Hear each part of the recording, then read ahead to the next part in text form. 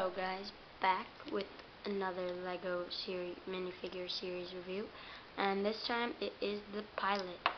He is pretty cool. I got two of him, and I used one for World War II, even though it's kind of like World War II, but it's just a pilot. Gave him a pistol, and he looks like a World War I pilot.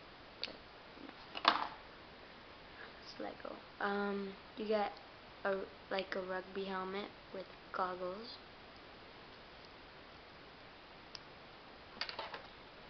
And then you get this old dude's mustache face.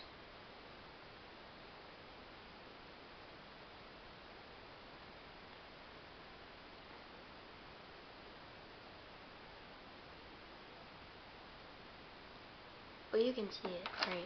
You get this dark tan backpack. One-sided printing, which is just a jacket, a leather jacket, and dark tan pants, and it comes with a stand. Alright guys, bye, see you next time.